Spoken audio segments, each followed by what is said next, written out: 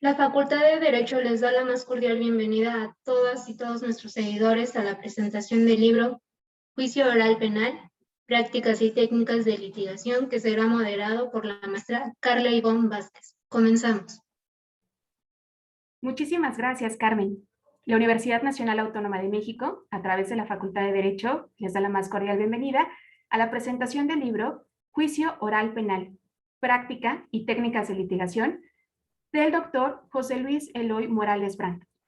Queremos dar las gracias al doctor Raúl Contreras Bustamante, director de la Facultad de Derecho, al maestro Ricardo Rojas Arévalo, secretario general de esta facultad, y por supuesto a la doctora María Guadalupe Fernández Ruiz, quien es coordinadora de este evento y a quien le daré el uso de la voz. Adelante, doctora. Muy buenas tardes, tengan todos. Pues primero agradecer al doctor Raúl Contreras, director de la facultad, al maestro Ricardo Rojas Arévalo, secretario general de la misma, como bien señalaba la maestra Carla Vázquez. Y bueno, la presentación de un libro siempre es un acontecimiento de gran interés y especialmente para la División de Estudios de Posgrado, tener la oportunidad de presentar esta obra del doctor José Luis Eloy Morales Brandt es un motivo de gran satisfacción y es el motivo que hoy en esta tarde nos encontramos reunidos. Esta obra será comentada por el maestro Arturo Luis Cosío Zazueta, quien es director del Seminario de Derecho Penal, es un distinguido catedrático de la universidad. Maestro, muy buenas tardes. Por el maestro Luis Bolívar Reale Aviña, defensor público federal, y por la maestra Diana Gabriela García Zamudio. Este libro realmente resulta de gran interés para todos los estudiosos y operarios del derecho y pues es motivo de beneplácito para todos nosotros, los que nos encontramos inmersos en el mundo de la ciencia jurídica. No quiero ocupar tiempo, quitarles en este caso oportunidad a los comentaristas de disertar sobre la obra y al propio autor que nos dirija algunas palabras sobre la misma, y únicamente me resta felicitar al autor por esta obra que nos brinda, por que sin duda es fruto de su trabajo de investigación. Doctor, muchísimas gracias, doctor Eloy Morales Brandt. Y bueno, y en este caso quedamos atentos a los comentarios de cada uno de los profesores que han sido invitados a comentar esta obra. Adelante, muchísimas gracias. Buenas tardes. Muchísimas gracias. Agradecemos enormemente las palabras de la jefa de División de Estudios de Posgrado, la doctora Fernández Ruiz, por abrir este espacio y por permitir que exista esta vinculación entre diversas universidades. Muchísimas gracias, doctora. Bien, es momento de presentar a la doctora García Zamudio, quien será la primera en comentar esta obra. Ella es licenciada en Derecho por la Facultad de Derecho, especialista en Derecho Penal por el área de posgrado de la propia universidad, especialista en Juicio Oral y Procedimiento Penal, maestra en Ciencias Penales, doctora en Derecho Penal y postdoctorante con especialidad en Género y Derecho Procesal Penal. Coautora de la Guía de Estudios de Asignatura de Juicios Orales en Materia Penal y del libro Juicios Orales en Materia Penal de la Enciclopedia Jurídica de la Facultad de Derecho de la UNAM. Adelante, doctora. Muchísimas gracias. Muy buenas tardes. Bienvenidos a todos y todas. Primeramente, bueno, pues no quiero dejar pasar la oportunidad para agradecer al doctor Raúl Contreras Bustamante, director de la Facultad de Derecho de la Universidad Nacional Autónoma de México, por abrir las puertas de esta importante institución educativa para celebrar este tipo de eventos que tiene como finalidad pues, el difundir conocimiento que conlleva el crecimiento de todos y todas. Así también quiero agradecer al doctor Ricardo Rojas Arévalo, secretario general de la institución, y a la doctora María Guadalupe Fernández Ruiz, jefa de la División de Estudios de Posgrado de esta máxima casa de estudios, quien me invitó y también por comprometerse en apoyar y organizar eventos de fomento a la cultura. Es un honor para mí compartir esta tarde con todos los presentes, porque hoy es un gran día. Principalmente es un gran día para el doctor José Luis Eloy Morales Brandt, a quien quiero felicitar profundamente por la creación de su obra, misma que lleva de título Juicio Oral Penal, Práctica y Técnica de Litigación. No me queda duda, doctor, que esto conllevó para usted muchísimas horas de trabajo, investigación, sacrificio, con la finalidad de compartir su conocimiento de manera amplia y todas sus experiencias en materia procesal penal. Toda esta implementación del nuevo sistema de justicia, la realidad es que nos ha llevado desde las reformas de 2008, que aunque usted bien cierto dice que el sistema oral no es propiamente a partir de las reformas, pero la realidad es que para muchos de nosotros, pues empezamos a conocer este sistema y nos llevó a estudiar, a prepararnos día con día, seguir las reformas, y no solamente en materia procesal penal, sino todas aquellas reformas que de alguna manera iban relacionadas con el sistema de justicia. Empezamos a romper paradigmas, empezamos a ser cómplices y tal vez en algunas ocasiones ser duros críticos del proceso y de su implementación. La realidad es que creo yo que para poder llevar la implementación de un sistema, inclusive de hacer valer una ley, tenemos que comenzar por conocer los orígenes de por qué fueron creados y cuál es el objeto. De lo contrario, pues pasa lo que muchas veces sucedió, ¿no? Que conocemos las etapas, pero si no entendemos el por qué, el origen, de dónde viene y cuál es el objetivo de su creación, la finalidad es que dejamos de cumplir precisamente con el objetivo. Y es precisamente la obra del doctor Morales que nos introduce al tema del proceso penal de una manera tal que nos permite comprender el porqué de su existencia, iniciando con la comparación del proceso europeo y americano, así como la importancia de su aplicación, con apego al respeto a los derechos humanos. Y bien dice, y me permito citar, doctor, de su obra, que usted dice, el garantismo penal se traduce en la tutela de aquellos valores o derechos fundamentales cuya satisfacción, aún contra los intereses de la mayoría, es el fin justificador de los mecanismos de control social formalizados, entre ellos el sistema de justicia penal. El garantismo penal implica el reconocimiento y el respeto de la dignidad humana de todo involucrado en el derecho punible y acerca la posibilidad de una justicia penal en que goce del pleno respeto a sus derechos fundamentales, basándose en el derecho penal mínimo.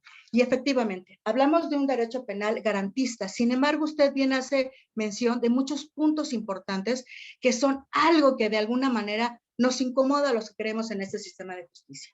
Por ejemplo, ¿qué pasa con la implementación de la prisión preventiva, ¿no? Aquella figura de la medida cautelar de prisión preventiva que entendemos que de manera excepcional se tiene que aplicar. Y entonces conocemos que aplica en delitos graves, cuando existen datos de prueba suficientes que acrediten que la persona se puede sustraer de la justicia, o bien también que ponen en peligro a las personas o las partes dentro del proceso penal, ¿no? Como la víctima y el ofendido. Sin embargo, nos topamos con una situación de que se empieza a incrementar el catálogo de delitos graves y entonces esa parte de excepcionalidad se empieza a disminuir cada vez más.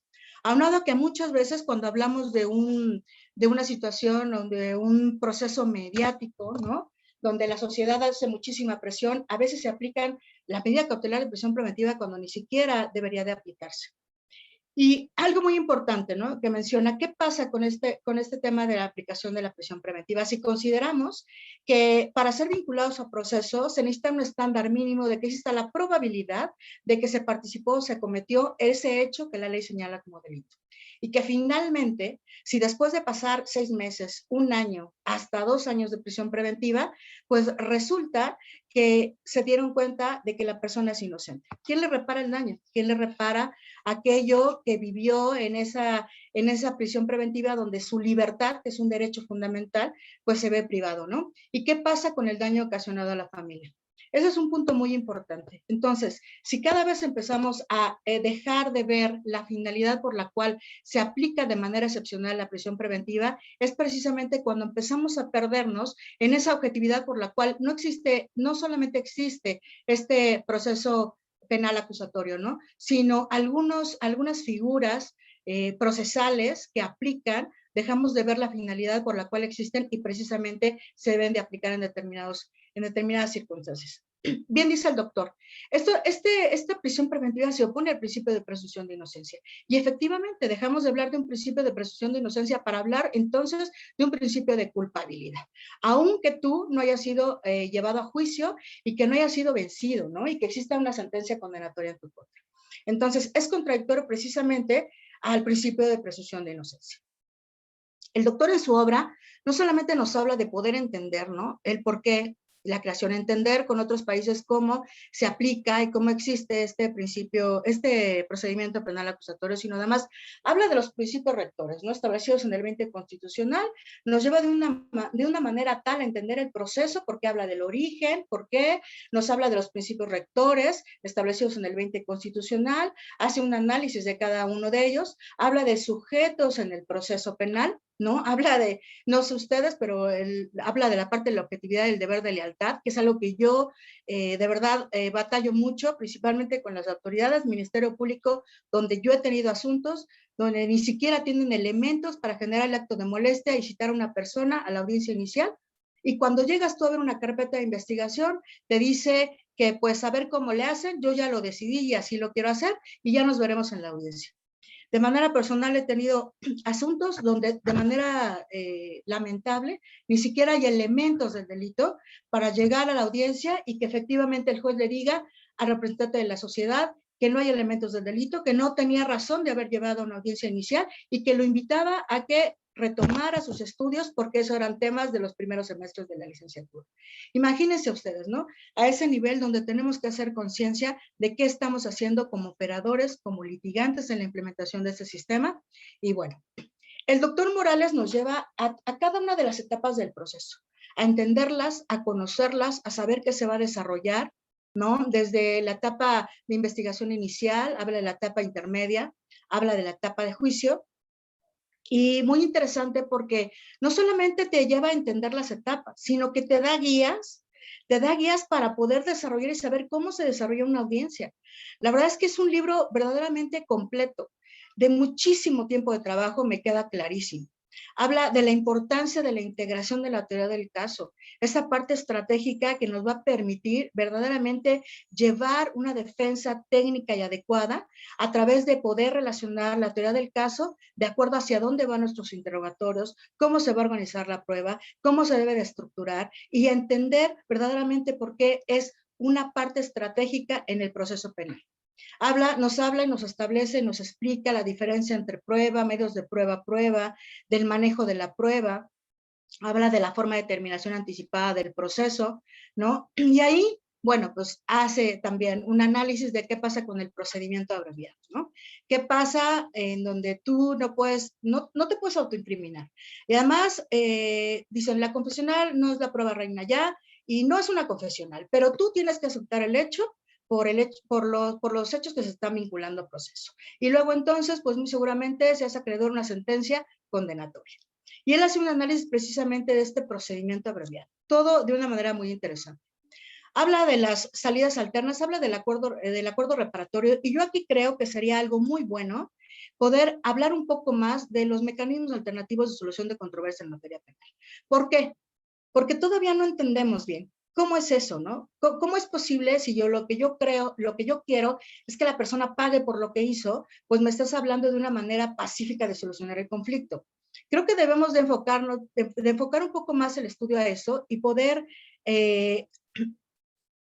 introducir estos temas en este tipo de obras, porque de verdad nos cuesta trabajo entenderlo. Mucha gente aún no lo entiende, ¿no? Confunde la venganza con la justicia y cree que la mejor forma es a castigar a la persona que cometió un delito, cuando en realidad ni siquiera entendemos el por qué sucedieron los hechos. Creo que es una oportunidad, obras tan importantes como esta, agregar este tipo de temas para entender de que es muy importante hablar de la reestructuración del tejido social, hablar de los círculos de paz y hablar de que muchas veces es muy importante poder entender lo que sucedió para poder sanar lo que nos está pasando, ¿no? Entonces creo que es un tema que deberíamos de considerar, ¿no? En un futuro. No obstante, de lo que habla el doctor, empieza a abarcar también lo que son los recursos, habla de los recursos, habla del juicio de amparo, y al final nos habla de casos prácticos que sin lugar a duda yo los voy a trabajar con mis alumnos. No solamente son interesantes, sino que nos permite poder aterrizar todo lo que se ve en la parte del proceso.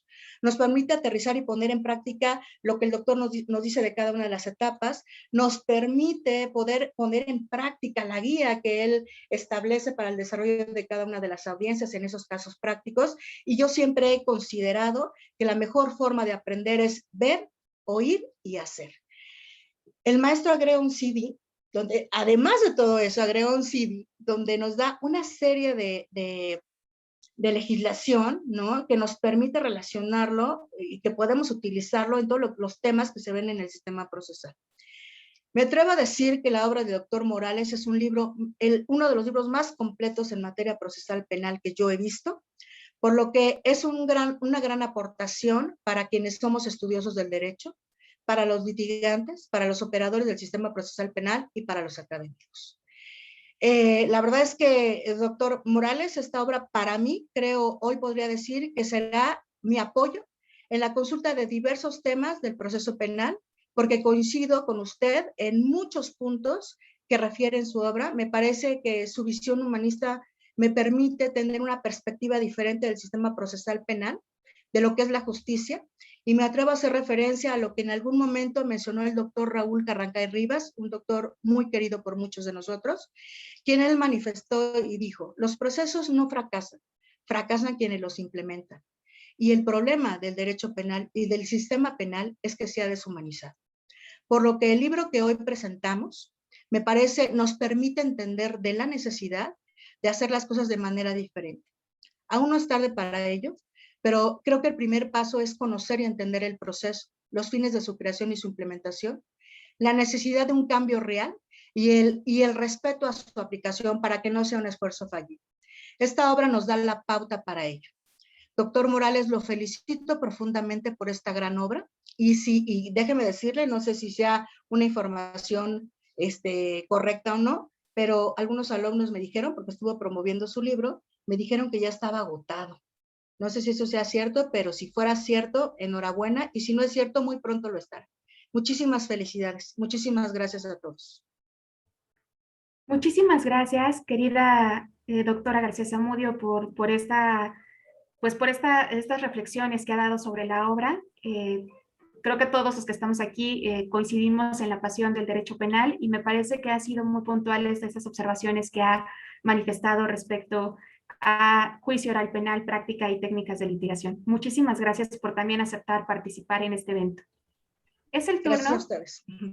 Muchas gracias. Es el turno ahora de escuchar al maestro Luis Bolívar Real Paviña, quien es licenciado en Derecho por la Universidad Nacional Autónoma de México, especialista en Derecho Penal con mención honorífica por la propia universidad, y también es egresado de la maestría por el Instituto Nacional de Ciencias Penales, así como tiene una especialización por parte de la Defensoría Pública Federal y actualmente es defensor público. Adelante, maestro. ¿Qué tal? Buenas tardes, muchas gracias. Primero que nada, pues agradecer la invitación al doctor Raúl Contreras Bustamante, director de nuestra Facultad de Derecho, al doctor Ricardo Rojas Arévalo, secretario general de la propia institución, a la doctora María Guadalupe Fernández Ruiz, jefa del Departamento de la División de Estudios de Posgrado de la Facultad de Derecho. Muchas gracias por la invitación a la presentación de este libro. Muchas gracias también pues, a la maestra Carla también por esta invitación. Y bueno, pues primero que nada felicitar pues, al autor, al doctor José Luis Eloy Morales Brand por esta obra, por este libro que, como ya lo había indicado, pues la maestra Diana, es una joya, ¿no? Y es una joya en relación pues al proceso penal acusatorio que hoy estamos viviendo, que ya es una realidad, que es una actualidad ya en todas las sedes judiciales. Y bueno, pues yo cuando tuve en la mano este libro, cuando leí el título, que es Juicio Oral Penal, Práctica y Técnicas de Litigación, yo pensé y me imaginé que nos iba a hablar en relación únicamente a la etapa de juicio. Eso es lo que yo me imaginé, pero una vez que abres el libro y una vez que empiezas con la lectura, te das cuenta que no solo es la etapa de juicio, sino que aborda absolutamente todo el proceso penal acusatorio. Y esto es magnífico porque cuando uno empieza esta lectura y va avanzando en relación pues al desarrollo de la obra, nos damos cuenta y nos percatamos que aborda y desarrolla perfectamente todos los temas del sistema penal procesal acusatorio. Y bueno, no me voy a detener en los inicios de la obra. Sabemos que pues son las bases del sistema y va avanzando propiamente en las partes, propiamente pues en diversos temas, la investigación, y me quisiera yo enfocar a la audiencia inicial, ¿no? ¿Y por qué me enfoco a la audiencia inicial? Bueno, pues porque yo soy operador jurídico, ya desde hace poco más de 4 años que me ha tocado ser operador jurídico desde la parte de la defensa. He sido defensor público en la Ciudad de México, actualmente soy defensor público federal, y bueno, me ha tocado celebrar infinidad de audiencias iniciales. Y una vez que el autor entra al desarrollo de la audiencia inicial, bueno, pues encontramos el desarrollo propiamente del control de la detención, desarrolla la imputación, desarrolla el tema de cuándo debe declarar el imputado, y entra a la vinculación a proceso o solicitud de vinculación a proceso, en donde pues además de enseñarnos y definir qué es cada segmento procesal, pues además también nos arroja criterios jurisprudenciales, tesis que nos van a apoyar también pues a entender los segmentos procesales, y esto también pues es muy valioso, ¿no? No solo nos define, sino que también nos da herramientas en estos temas de tesis y jurisprudencias, que lo veo pues bastante positivo. Y bueno, pues estaba yo leyendo esta parte en relación a la vinculación a proceso, y yo coincido perfectamente con la postura que tiene el autor en relación a la reclasificación que establece el artículo 316 del Código Nacional de Procedimientos Penales, en donde el autor fija su postura y establece esto atenta contra el principio de imparcialidad, y lo comparto totalmente. Ahora tenemos una tesis que se emitió hace poco en relación a que puede reclasificar el juez de control en perjuicio del imputado, ¿no? Y bueno, pues aquí el autor fija su postura y establece la reclasificación de ningún modo puede darse o puede ser tenerse como válida, ¿no? Hace una fuerte crítica a la reclasificación, no solo en la audiencia inicial en el segmento de vinculación al proceso, sino también establece que esta reclasificación, que se va dando en varias etapas, inclusive en la parte final, que son los alegatos de clausura, pues emite esta opinión y establece que definitivamente pues no debería por qué tener oportunidad la Fiscalía de reclasificar la acusación en los alegatos de clausura, postura con la cual yo estoy totalmente de acuerdo, y postura que además yo también tomo diariamente en mis audiencias, ¿no? También más adelante retoma el tema de las medidas cautelares, nos habla de las diversas medidas cautelares que existen, que son las medidas cautelares, y aquí habla respecto de un tema que ya tocó la maestra Diana en relación a la prisión preventiva, y vuelve a hacer una crítica muy fuerte a la prisión preventiva, vuelve a fijar su postura en relación a que esta prisión preventiva parece que está haciendo pues la regla, no la excepción, y que evidentemente viola el principio de presunción de inocencia.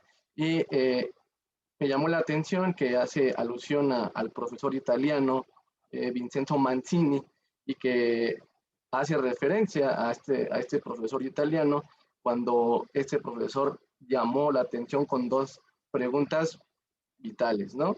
La primera pregunta, de qué inocencia se trata, ¿no? Hablando de la prisión preventiva oficiosa, cuando esta pues se impone sin un debate, a lo mejor cuando es oficiosa, ¿no? Y la segunda pregunta que también retoma el autor haciendo referencia a Vincenzo Mancini, ¿por qué no se aplica el principio con todas sus lógicas consecuencias, ¿no? En este sentido también coincido y comparto con el autor el tema de la prisión preventiva, ya sea en su modalidad de oficiosa o en su modalidad justificada, en relación a que en este sistema penal acusatorio debería ser la excepción, no la regla. Y bueno, ya vimos, ¿no?, la reforma al artículo 167 del Código Nacional de Procedimientos Penales, que autorizó el Congreso de la Unión y que reformó pues diversas leyes. Pues uno pensaría, ¿estamos en un sistema acusatorio o estamos regresando al sistema inquisitivo, ¿no?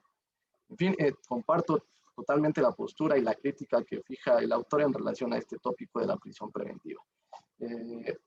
Estaba también leyendo pues esta obra y me encuentro con guías de audiencia inicial, guías de audiencia intermedia, guías de juicio, que bueno, pues nos van a ayudar completamente para entender pues no solo la teoría en relación al proceso penal, sino pues la práctica ya aterrizada, y que pues estas guías, si uno las empieza a leer, pues no son guías teóricas, son en realidad pues, guías prácticas de lo que está pasando en la realidad en las audiencias.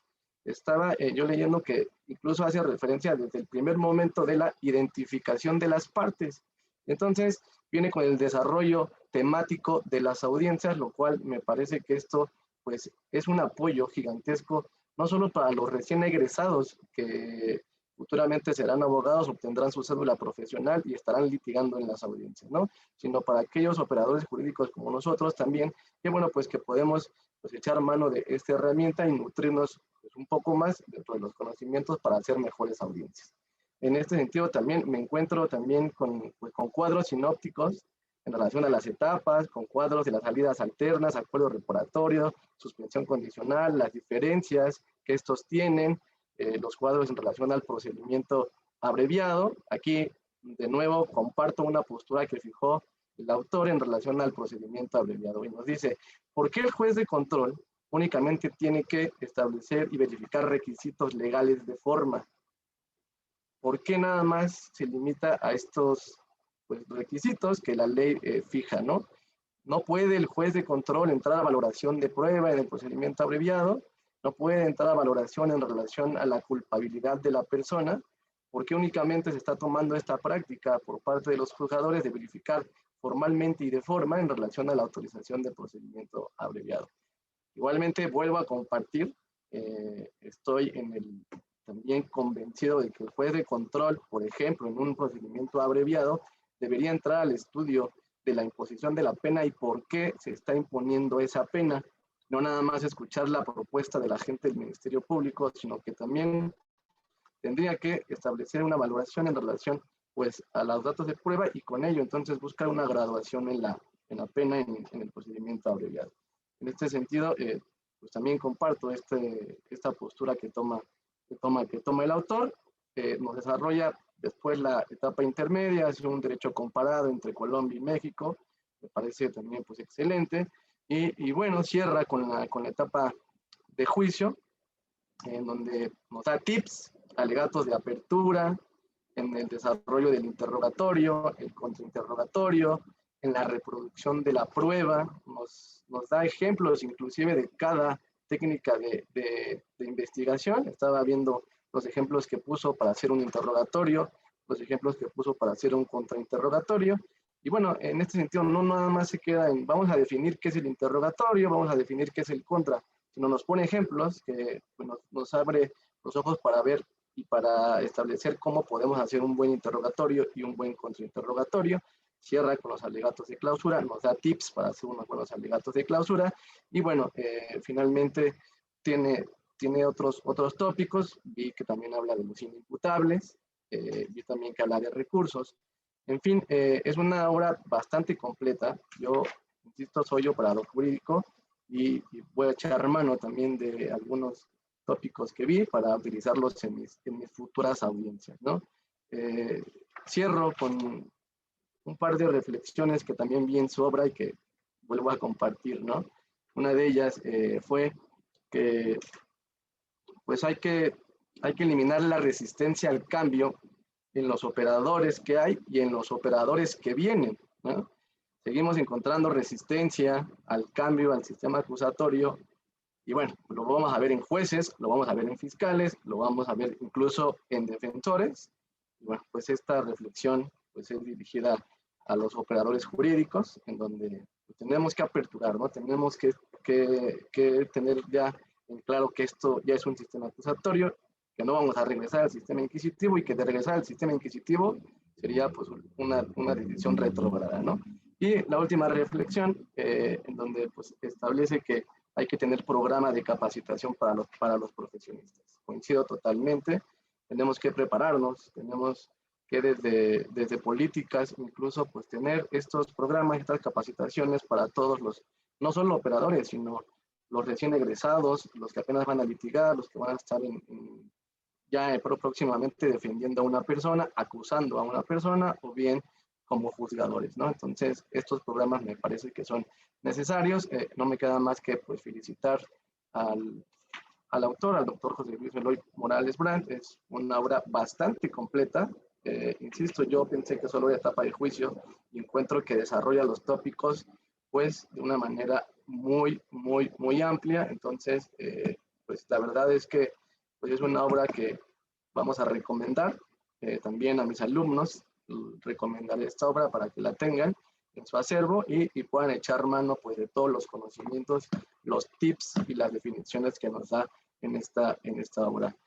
Lo felicito, doctor, y pues enhorabuena, y que pues, este libro pues, llegue a las manos de muchos estudiantes, muchos operadores, pues a todo aquel que esté interesado y apasionado por el derecho penal o procesal penal acusatorio. Enhorabuena, felicidades. Muchísimas gracias, maestro, por resaltar estos aspectos prácticos que contiene la obra. Es el turno de escuchar al maestro Arturo Luis Cosio Zazueta, quien es egresado de la Facultad de Derecho por la UNAM, quien realizó estudios de especialidad en ciencias penales y de maestría en la misma facultad, quien actualmente es profesor de carrera a tiempo completo en dicha institución y quien imparte diversas asignaturas como Derecho Penal, Derecho Procesal Penal, Juicios Orales en Materia Penal y actualmente es el director del Seminario de Derecho Penal. Adelante, maestro. Muchas gracias, maestra. Antes que nada, pues quiero agradecer la oportunidad de participar en este evento a nuestro director, el doctor Raúl Contreras Bustamante, a nuestro secretario general, el maestro Ricardo Rojas Arévalo, a la doctora María Guadalupe Fernández Ruiz, jefa de la División de Estudios de Posgrado, obviamente al autor de la obra, al doctor José Luis Eloy Morales Brand, a la maestra Carla Vázquez también que intervino con aspectos de la invitación, muchísimas gracias. Y pues para mí ha sido un gusto escuchar a la doctora Diana Gabriela García Zamudio y al maestro Luis Bolívar Realpe Aviña, porque por un lado coincidimos en muchos de los puntos que han tocado. Ha sido también un poco angustiante porque se han ido tocando temas que yo pensaba incluir, pero que no vamos a repetir. Vamos a referirnos a otros aspectos, porque esta es una obra muy extensa, es muy vasta, desarrolla muchos temas. Yo también cuando me dijeron el título del libro, pensé que iba a ser sobre el juicio, pensé que iban a ser como pautas o guías de litigación por el nombre al hablar de prácticas y técnicas de litigación, pero pues fue una gran sorpresa cuando ya lo tuve físicamente en las manos y de verdad es que pues se envicia uno abriéndolo, revisándolo desde el índice, un índice que primero me desconcertó porque dije son muchísimos capítulos, luego me di cuenta que en realidad nada más son 2 capítulos, pero con muchos subcapítulos que podrían ser cada uno de ellos un propio capítulo por la manera en que se maneja el tema de una forma muy extensa. Vamos a referirnos primero a la cuestión de la estructura de la obra, como decíamos, son 2 capítulos. El primero, realmente muy breve comparado con el segundo, que son las bases del sistema penal acusatorio adversarial, pero que es muy interesante porque nos habla de temas, por ejemplo, a la luz del derecho comparado europeo y se va concretamente a Alemania y España, y son aspectos que son importantes para poder entender por qué regulamos las cosas como están. Como bien decía la maestra García Zamudio, no es nada más que te sepas un concepto, sino que sepas para qué es, por qué se concibe una cosa. Tenemos derecho comparado americano también, concretamente con Chile, Colombia, Estados Unidos, para después entrar a un ámbito de derechos humanos, derechos fundamentales y sus garantías. Esos grandes temas que todavía hoy en día parece que no nos ponemos de acuerdo de cómo se deben de llamar. Creo que a partir de la reforma de 2011, que también le pone mucho énfasis el maestro Morales Brand, incluso en los documentos que vienen en el disco compacto anexo, que viene más de, pues son decenas de leyes y de reformas, viene por ejemplo todo lo de derechos humanos, viene leyes de mecanismos alternos, Código Nacional, es decir, tiene toda una información jurídica que se agradece que se comparta y que se entiende que no la haya puesto en el libro, porque si de por sí el volumen ya son más de 680 páginas, ya con todos esos anexos hubiera sido muy difícil de manejar, pero de verdad está pues en archivos PDF muy sencillo de consultar y se agradece también ese apoyo, porque pues, nos está dando todo, doctor, nos está dando la teoría, nos está dando aspectos prácticos, nos está dando las normas, pues creo que es un instrumento que es de consulta obligada, no solo para los operadores, creo que todos los alumnos, las alumnas de cualquier escuela de derecho podrán aprender muchísimo de este libro y desde este momento yo lo recomiendo ampliamente. Ahora, también para cerrar con ese capítulo primero, entra el tema del control de convencionalidad y constitucional. Y entonces yo dije, bueno, esto es un capítulo magnífico de introducción, pero luego ya el segundo es realmente largo y es realmente completo. El segundo capítulo se refiere al procedimiento penal acusatorio adversarial y a la litigación oral. Y nos habla de aspectos, y me voy a referir a los grandes temas nada más para que tengan una visión de lo que es como una especie de mapa de la obra, para luego hablar de algunos aspectos concretos, sin repetir con lo que ya tocaron la doctora García Zamudio y el maestro Luis Bolívar Realpe. Por ejemplo, nos habla de la finalidad del procedimiento, de los principios, de los sujetos procesales, operadores y auxiliares, y aquí lo hace de una manera muy completa, porque se refiere desde la víctima, el imputado, el fiscal, habla de los investigadores, y aquí nos habla de la policía, la problemática del informe policial homologado, bueno, el tema del informe policial homologado, nos habla de peritos, nos compara también con Alemania, Chile y Colombia, pero, por ejemplo, en el tema de la defensa, uno de los aspectos que toca y me parece muy interesante es la facultad de investigación de la defensa. Y es que dice el doctor Morales Brand, y yo estoy de acuerdo con él, pues la defensa también tiene que hacer una investigación.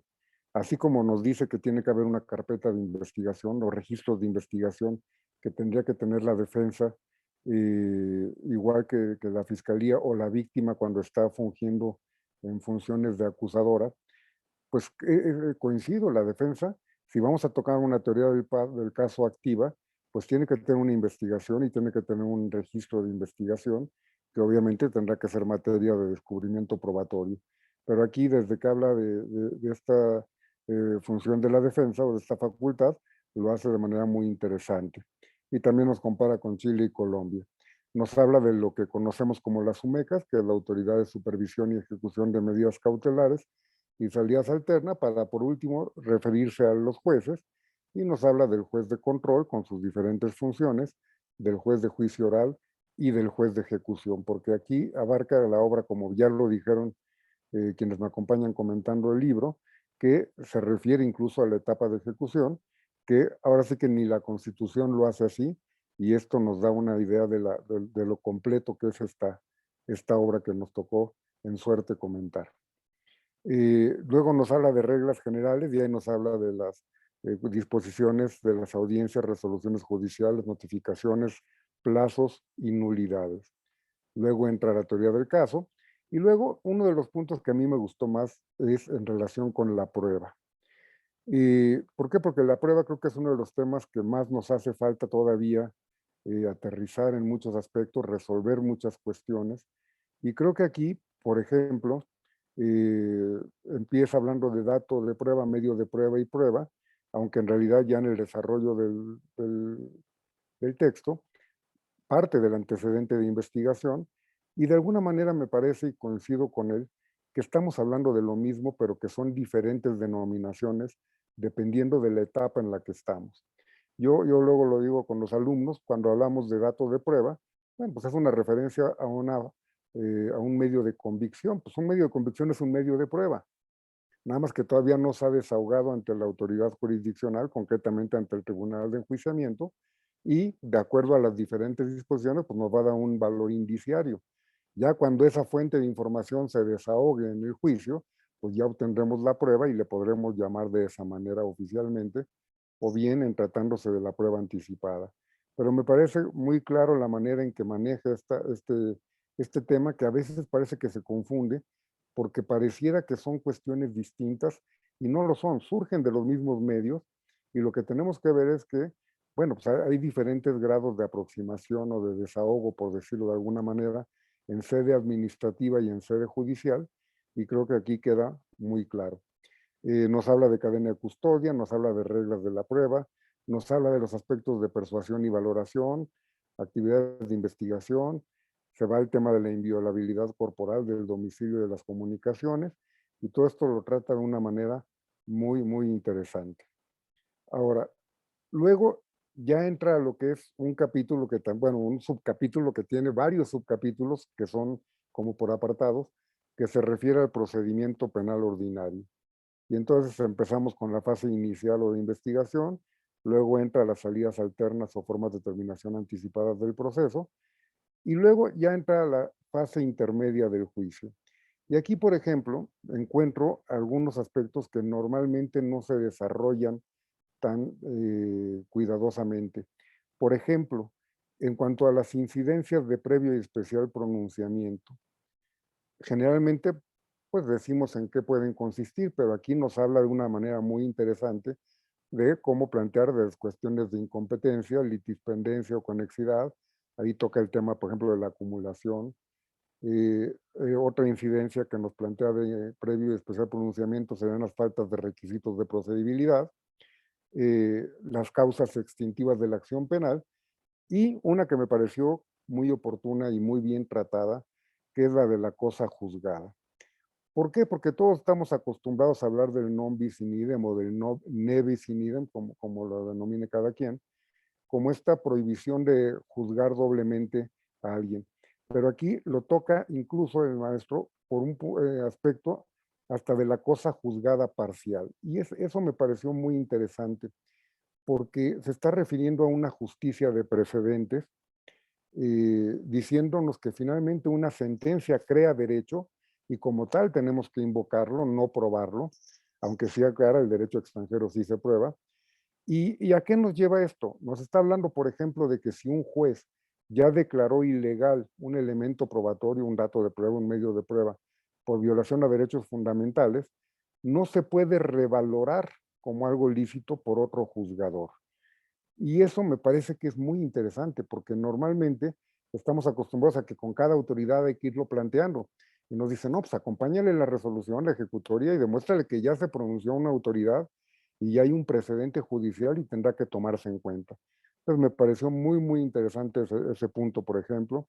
El alcance del artículo 23 nos explica muy bien la prohibición de la absolución de la instancia, que normalmente como que se repite nada más como formalmente y no se maneja. Por ejemplo, en cuanto a la etapa intermedia, el ofrecimiento y admisión de medios de prueba nos da consejos valiosos. Por ejemplo, dice, finalmente el medio de prueba es de quien lo ofrece. Si yo ofrezco un medio de prueba y la parte contraria no lo ofreció y yo no llamo al medio de prueba para que se desahogue en el juicio, pues la otra parte no va a poder hacer nada. Entonces, por ejemplo, él nos pone hasta una fórmula diciendo, por ejemplo, se ofrece la testimonial del testigo X para el efecto de poder contrainterrogarlo en caso de que el oferente no lo desahogue en juicio. Y esto, pues es una cuestión fundamental porque aparte nos está anunciando, lo ofrezco para contrainterrogatorio, pues entonces ya estás casi obligando a la parte contraria a que sí lo desahogue en directo para que no se quede nada más con ese desahogo en contrainterrogatorio. Nos da consejos para los alegatos para el debate de admisión de pruebas en relación con el objeto y finalidad de la misma, la pertinencia, la utilidad, la ilicitud o la exclusión por los diferentes motivos, ser dilatorio, ser impertinente, ser innecesaria, etc. En cuanto a la fase principal, para apurarme, pues no quiero extenderme, quiero que tengamos la oportunidad de escuchar al autor. Nos habla, por ejemplo, ya lo decía también mis compañeros, concretamente lo decía también el maestro Bolívar en una forma más concreta, las técnicas para litigación. Nos habla de técnicas para superar o evidenciar contradicciones, para refresco de memoria. Nos pone el texto de cómo fijar las bases, cómo manejar la herramienta de manera muy práctica, porque esto es de lo que yo me he dado cuenta que les cuesta más trabajo a nuestros estudiantes y a muchas de las personas que ejercen esta materia en este sistema. En cuanto a las objeciones, por ejemplo, nos pone un cuadro que es valiosísimo en cuanto al tipo de objeciones y la explicación de en qué consiste cada una de ellas. Nos habla de cómo reproducir el medio de prueba que ya fue desahogado en forma anticipada. Lo hace en forma muy breve, pero muy importante. Es prácticamente casi un párrafo, pero valiosísimo porque es la manera en que vas a llamar al medio y luego vas a explicar que ya está un registro para que una vez que se compare que es el mismo que tiene la contraparte, se pueda reproducir. Nos habla de los pasos para la producción de la prueba material, es decir, es muy completo, luego se va a la fase de ejecución y después ya nos habla de procedimientos de acción penal por particular, de procedimientos para inimputables, para personas jurídicas, En cuanto a la impugnación, nos la refiere en cuanto a la etapa de investigación, en cuanto al proceso, a la ejecución, al amparo. Nos habla del derecho de indemnización, luego expone una reflexión final que ya se refirió el maestro Bolívar, y también, como decía la maestra García Zamudio, nos da unos casos prácticos al final en los que prácticamente nos está poniendo como para prácticas de litigación los antecedentes, los registros de una investigación, qué nos dice el informe, qué nos dice la policía, y de alguna manera pues nos da una posibilidad de aplicar todo lo que viene en el libro a casos concretos de una manera muy seria. También me gustó el anexo 1 que se refiere a escuchar al imputado en el proceso penal y que toca temas como esta cuestión de la búsqueda de la verdad y la confesión. Un poquito yo lo podría decir casi, pero es que una cosa es que busques la verdad y otra cosa es que quieras forzar la confesión. Nos incluye reflexiones sobre la tortura, sobre la naturaleza, fines y alcances de la declaración del imputado, entre otras cosas. Entonces, de verdad, recomiendo mucho la obra. Me pareció muy completa. Me parece que incluso podría llamarse teoría, práctica y técnicas de litigación, porque aunque sí va muy enfocado a aspectos prácticos y nos da consejos muy valiosos, también nos da un soporte teórico que es fundamental. Yo diría que estas 682 páginas, incluyendo el índice temático, que tampoco está nada mal, viene por temas y cuál es el artículo del Código Nacional de Procedimientos Penales que lo regula. Todas estas páginas, toda esta obra no tiene desperdicio. De verdad lo recomiendo ampliamente. Felicito a su autor y me felicito de haber podido participar en este evento porque tuve la oportunidad de conocer una obra, lo confieso, no había visto nunca, y pues de verdad es que creo que voy a manifestarme ya como su seguidor. Muchas gracias. Muchísimas gracias, maestro Cosío, por la descripción tan detallada de la obra. Es el momento de darle el uso de la voz al doctor José Luis Eloy Morales Brandt. Voy a leer una breve síntesis curricular del mismo. Es licenciado y maestro en Derecho por la Universidad Autónoma de Aguascalientes, maestro en Derechos Humanos por la Universidad de Alcalá de Madrid, cuenta con diversos certificados, es doctor en Derecho por el Instituto de Ciencias Jurídicas de Nayarit, doctorante en Ciencia Forense por el Instituto de Ciencias Jurídicas, igualmente de Nayarit, cuenta con una especialización judicial por parte del Poder Judicial de la Federación. En su experiencia profesional es profesor investigador de la Universidad Autónoma de Aguascalientes, director de la carrera de Derecho, cuenta con un premio al mérito en la investigación en el 2019, es miembro del claustro de doctores de la propia Facultad de Derecho de la Universidad Nacional Autónoma de México, integrante del comité de doctorado por la UNAM y también por el INACYT. Entenderán un poco ahora el motivo de la obra, ya que es litigante, asesor y consultor en el sistema de justicia penal acusatorio y también en temas de derechos humanos. Tuvo la oportunidad de elaborar en la Procuraduría General de Justicia, Procuraduría General de la República, en el Instituto de Asesoría y Defensoría Pública, en el Poder Judicial del Estado y también laboró en la Fiscalía General del propio Estado. Cuenta con más de 50 artículos publicados en diversas revistas, tanto nacionales como internacionales. Cuenta igualmente con un acervo de 30 libros publicados como autor y como coautor. Y pues evidentemente es el motivo de estar con nosotros y de compartir sobre esta obra. Adelante, doctor. Muchas gracias. Primeramente agradecer al doctor Raúl Contreras por poder estar aquí con todas y todos ustedes. También a la doctora María Guadalupe Fernández por el apoyo en esta presentación. Obviamente a la maestra Carla Vázquez, porque fue una de las precursoras de que estemos aquí y la cual le agradezco mucho, no solamente la amistad, sino todo el trabajo que está haciendo tanto en la UNAM y fuera de la UNAM para la implementación de este sistema penal acusatorio. Y pues agradecer también a la doctora Gabriela García, al doctor Arturo Cosío y también al maestro Luis Bolívar por sus comentarios. Primero, bueno, gracias porque me doy cuenta que sí leyeron el libro, entonces eso es muy bueno. Sí, porque me ha tocado estar en algunas otras que nomás he entrado en el inicio, pero no, aquí es muy evidente que le llamó la atención y eso es muy bueno para mí, para el mismo texto. Ya prácticamente lo han dicho todo en parte de lo que está ahí. Obviamente la idea de una presentación de un libro es motivarlos a que se metan al texto, a que lo sientan, a que lo lean, a que les deje algo, como decía Kafka, que interés va a tener un texto si no te da un golpe en el cráneo y prácticamente te hace ver más allá, ¿no?, de otras cosas. Y pues bueno, la idea del texto o del libro es parte de las investigaciones que he realizado aquí en la Universidad Autónoma de Aguascalientes, pero también me tocó trabajar el proceso de implementación. En parte con USAID apoyé un poco a lo que fue tanto el proyecto de reforma constitucional, análisis y consejos, no más que eso. Luego al final ya hizo otro proyecto, y también a lo que estuvo trabajando en un primer momento con el Código Nacional de Procedimientos Penales desde el sexenio de Felipe Calderón, que se presentó un proyecto también que al final cambió muchas de esas cuestiones. Y también aquí en mi estado, particularmente aquí en Aguascalientes, que me tocó apoyar. Por ejemplo, algo de lo que podemos comentar es que después de que Nuevo León ya tenía un instituto de investigación, en el Instituto de Defensoría Pública, que era de los pocos, o prácticamente el pionero en esa parte, logramos también meter eso aquí en Aguascalientes y otro tipo de cuestiones. Y todo ese contexto del trabajo que se estuvo haciendo a través de la investigación y obviamente la cátedra fue lo que originó este libro.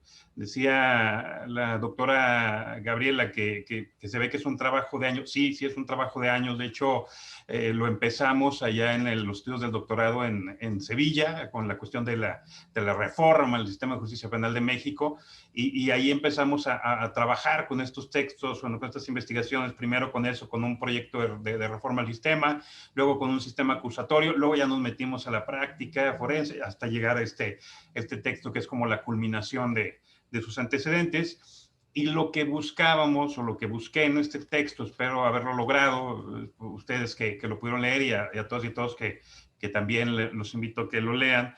Lo que yo buscaba es, porque van a decir ustedes, y es cosa de que se metan al Google y echen un clavado y le busquen.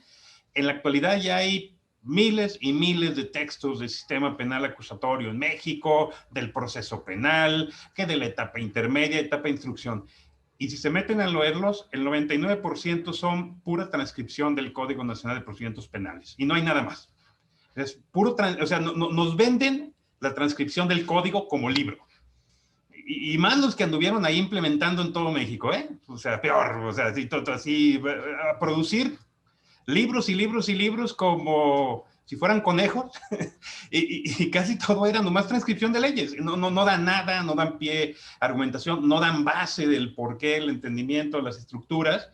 Y lo que tratamos de hacer aquí fue eso. Bueno, primero, ver qué es lo que se quería realmente o se quiso hacer en México con el sistema acusatorio, y no solamente a partir del 2018, como también lo comentaron, sino desde prácticamente la Constitución del 17, cuando se copiaron estructuras de la Constitución estadounidense, pero luego que no se llevó a cabo, y bueno, la aterrizamos ahora en el 2008, y qué es lo que se quiso hacer realmente con el modelo acusatorio, y qué es lo que está pasando en la realidad con ese modelo procesal penal acusatorio, que esas son cuestiones muy distintas. Uno de los argumentos esenciales era, bueno, vamos a unificar, vamos a tener un Código Nacional de Procedimientos Penales para homologar, y la homologación no sé en dónde está. Está en que aplicamos un código, pero igual vamos con cada jueza, con cada juez, y nos toca cada cosa que dices, bueno, ese Código Nacional, ¿de dónde lo sacaron? Porque yo no lo conozco. Yo no sé de dónde salen esos principios, no sé dónde se inventaron. Y lo único, lo que puedo ver, o lo que vemos mucho, y esto es una frase del doctor Leonardo Moreno, también que lo sigo y lo leo mucho, apreciado, también Carla lo conoce bien. No sé, ha llegado comentarios, una vez platicamos, y decía, es que la ignorancia regularmente se ampara en la regla. Entonces, siempre es, vamos a ver si hay algo en el código, y si no, pues vamos a inventarnos qué nos dice, y sacamos con criterios que tristemente reflejan, y como bien lo comentó también el maestro Bolívar en la última parte, reflejan que mucha de la capacitación del sistema penal acusatorio que se dio en México fue solamente irles a leer las leyes, irles a repetir lo que decían las leyes, y no entender el por qué. se buscaba esa parte, ¿no? No entender qué es lo que estábamos tratando. Ahora, esto no es de México. Vamos a decir, bueno, y esto es muy común en México y América Latina, porque luego también hay un reflejo en esa parte. He tenido la oportunidad de estar, por ejemplo, trabajando capacitación con fiscales de Honduras, en Argentina, y hemos visto muchas cuestiones similares en esos contextos, sobre todo en las malas prácticas, es lo triste. Luego cuando llegaba yo a dar clases a otros estados o pláticas, luego les decía, todo lo malo que diga es de Aguascalientes, no se vayan a molestar, todo lo bueno que digan es de aquí. Pero luego cuando terminaba la charla se acercaban conmigo y me dijo, no, usted conoce muy bien Baja California, usted conoce muy bien Chihuahua, porque todo eso es de acá. Y en mi vida había litigado allá, y lo que decía eran las prácticas que se daban allá, exactamente igual en Aguascalientes, exactamente igual en Yucatán, tanto el sistema tradicional como del actual. Y mucho se ha querido, pues está buscando reimplementar el sistema tradicional inquisitivo disfrazado de oralidad, disfrazado de acusatorio. Eso es una triste realidad, y que no solamente es con los operadores, que incluso lo estamos viendo luego también con criterios jurisprudenciales que dejan mucho que desear, y que también los platicamos en el texto y los cuestionamos, ¿no? Lo que tratamos de hacer en el texto, como decíamos, es no simplemente repetir lo que ya está, sino obviamente lo bueno, reforzarlo, lo inadecuado, de establecer por qué, generar con conciencia de por qué es inadecuado, pero no solamente generar por qué es inadecuado o una crítica, sino establecer el cómo se vería mejor o es mejor la dinámica en esos puntos. O sea, lo que queremos hacer con este libro, además obviamente de formar, y lo dije bien, de deformar a los que ya están formados. Hace un momento lo comentaron, los que ya estábamos en el sistema, porque yo estuve también en el sistema tradicional, mucho tiempo trabajé en Procuraduría, en Poder Judicial dentro del sistema tradicional, pero no me gustaba. O sea, desde ahí yo entendía distinto y ya me metía a las ondas, como lo comentaron en su momento también la doctora García, de Ferrayoli y el garantismo y todo ese rollo que ya tenía años, pero que en México empezó apenas en los 2000 a entrar, cuando ya desde un buen rato Alessandro Barata lo había planteado, y luego Ferrayoli lo retomó, y nomás nos fuimos con Ferrayoli y dejamos a Barata a un lado, que fue realmente el padre del garantismo, Alessandro Barata. Y vemos cómo, o sea, había muchas cosas que a mí no me gustaban, pero trataba de modificarlas. El riesgo no está, creo yo, en las personas que ya tienen años trabajando en el sistema y que lo único que hicieron fue, pues, nombrarlos ahora juezas, jueces, fiscales y defensores en un nuevo sistema, pero con la forma de pensar y de trabajar el anterior sistema, que ahí es donde viene el problema. Pero el riesgo está con las y los nuevos. O sea, los que en la actualidad ya formamos en las universidades con el nuevo esquema, y que luego nos los encontramos en la práctica y que están más conservadores que los anteriores del esquema, ¿no? O sea, de que llegan y chocan con las estructuras. Pero bueno, lo que tratamos de hacer desde el libro es eso, abrir esa mente, abrir esos ojos, esa realidad a otros esquemas, a otras formas de entender el derecho, pero no solamente a nivel, vamos a decir, opinión. Como bien lo dijo el doctor Cosío, tiene una base teórica, tiene una base normativa, tiene una base jurídica, una base de principios de derecho internacional, y también una base operativa. O sea, mucho de lo que ustedes están viendo en ese texto no fue de que se le ocurrió a Eloy, y qué ideas tan buenas de Eloy. No, si esas fueran mis ideas, yo estaría trabajando en la NASA seguramente, ¿verdad? No vamos a esa parte, sino que son cuestiones que hemos visto en la práctica, diariamente estamos al día con día, hemos comentado con otras compañeras, compañeros, y hemos logrado conjuntar esto en un texto que espero que a todas y a todos los que estamos aquí sea una herramienta. O sea, lo que se busca en una parte del texto, digo, esta cuestión no es una herramienta para generar un conversatorio y generar nuevas y mejores formas, ¿no? O sea, no es como una imposición, algo por el estilo, al contrario, es como un punto de partida para que todas y todos logremos implementar un verdadero sistema penal acusatorio en México. Les agradezco nuevamente, agradezco mucho a la Facultad de Derecho de la UNAM, a la División de Estudios Posgrados, a ustedes, a doctora Gabriela, al doctor Arturo, al maestro Bolívar, a la maestra Carla, por la invitación, por hacer posible esta parte, y sobre todo por haberme leído, que creo que eso es lo importante, ¿no? O sea, a veces Carlos Ruiz Zafón, en una de sus novelas, establece algo que los libros nos eligen, ¿no? Nosotros no elegimos a los libros, y que a veces leemos los libros y parece que los libros están escritos para uno. Bueno, esa es la pretensión de este texto. Muchas gracias a todos y a todas. Gracias. Muchísimas gracias, querido doctor. La verdad es que ha sido muy fructífera esta presentación. Estoy segura de que habrá otros vínculos y que generaremos redes de trabajo. Muchísimas gracias a todas y a todos nuestros seguidores. Les deseamos que tengan una excelente tarde.